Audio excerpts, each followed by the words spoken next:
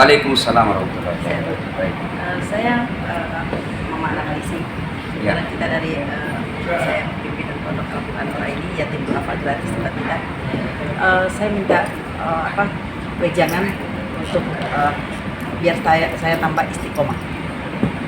Saya justru mau tanya ke ibu, kok bisa istiqomah buat pesantren anak yatim gratis pula? Ya. Itu tidak semua orang mampu. Assalamualaikum warahmatullahi wabarakatuh. Waalaikumsalam. Apa kabar, sehat? Baik, alhamdulillah. Saya Mama Analisi, kebetulan pimpinan Pondok Al-Quran ini yatim duafa.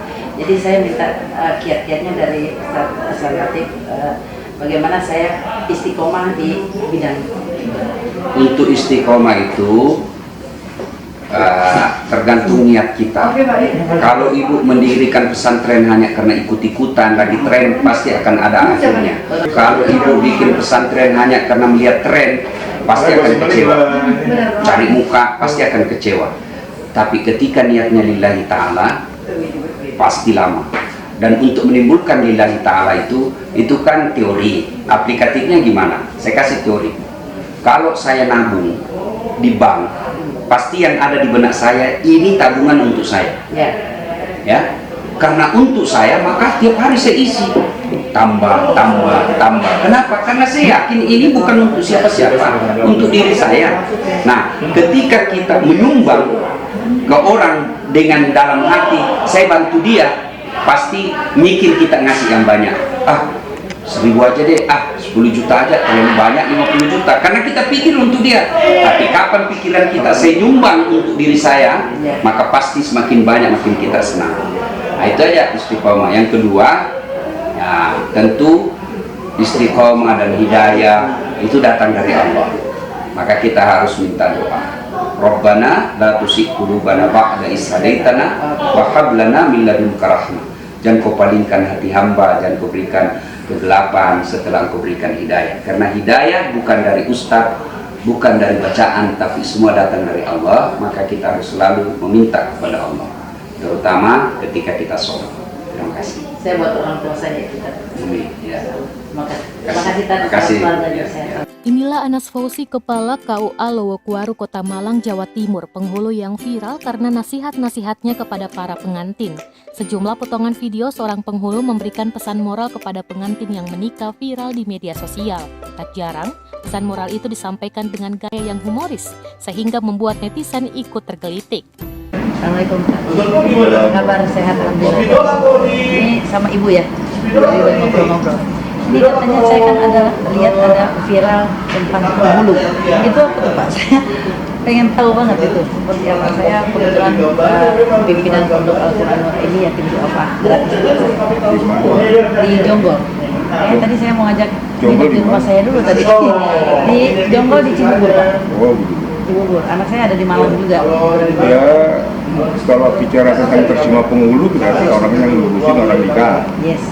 Bicara tentang terjemah viral berarti sedang ramai dibahas, ramai diberitakan, ramai dibincangkan. Apa sebabnya? Ya menurut mereka saja yang menjawab kenapa viral. Sebab saya sendiri yang orang yang diberitakan. Nggak ngerti juga apa? Nggak ngerti, tiba-tiba ramai dibahas. Tapi kalau saya ingin tahu mengapa diviralkan, nasihatnya sederhana, sebentar, nggak lama-lama, tapi insya Allah mampu menjadi salah satu mudah-mudahan pengetahuan dan bekal untuk menyeluruhkan. Saya mau tanyakan Pak, mohon maaf, di kalangan kan banyak tentang poligami. Bapak sendiri bagaimana? Yang namanya poligami itu kan bahasa. Ya, Pak. Berbahasa yang lainnya lagi adalah bagaimana Allah jauh senang. Kan gitu kan? Poligami itu bahasa, entah itu bahasa populer atau bahasa istilah. Sebelum itu ada istilah itu sudah ada disebut asma. Dan itu boleh-boleh saja sesuai dengan aturan Syariat Islam ya. Saya tidak mengatakan syariat Islam. Mengatakan apa? Kemudian yang melakukan. Kan gitu kan? Saya tidak membatasi tentang oleh siapa, untuk siapa.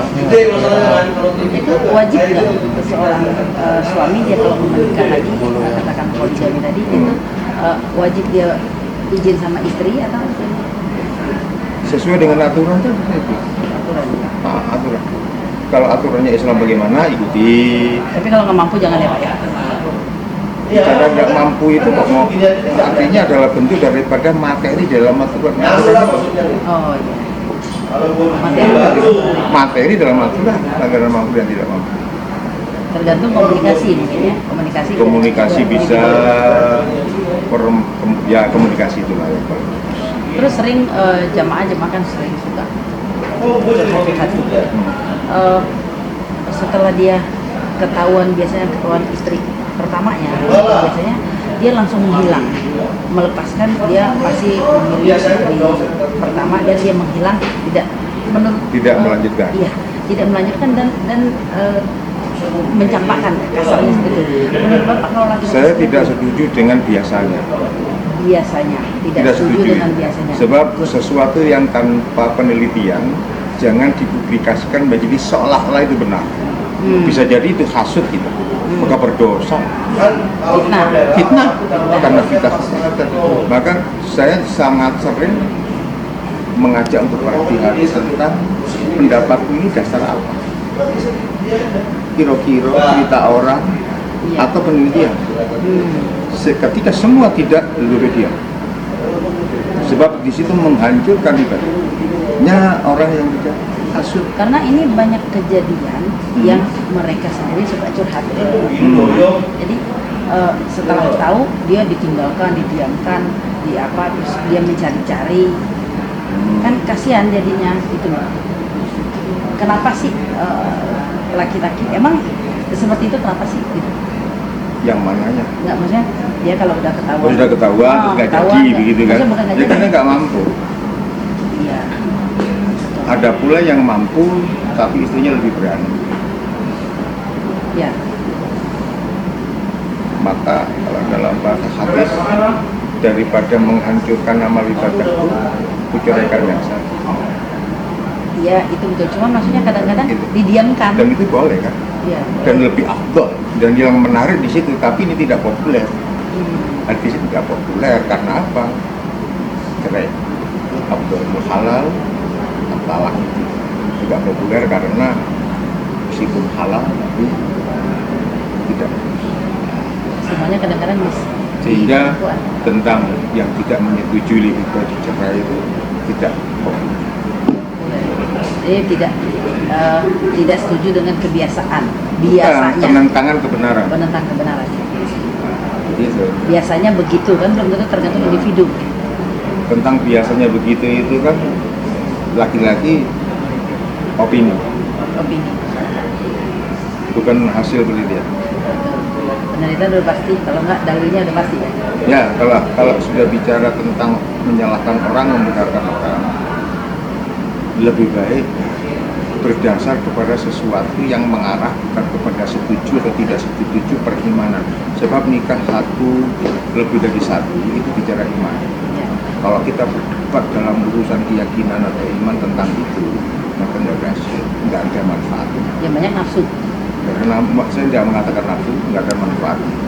Lebih baik yakinmu di situ, yakinmu di sini. Ayo sahabat menghormati bagaimana dengan cara fleksibel. Artinya fleksibel itu adalah iman kadang naik. Alhamdulillah, Masya Allah ini Bapak ini istrinya Bapak ini coba di. Nah, Alhamdulillah. Ya, itu aja Pak, terima kasih. Iya, mudah-mudahan barokah manfaat Ya. untuk panjenengan menjadi orang yang banyak suka di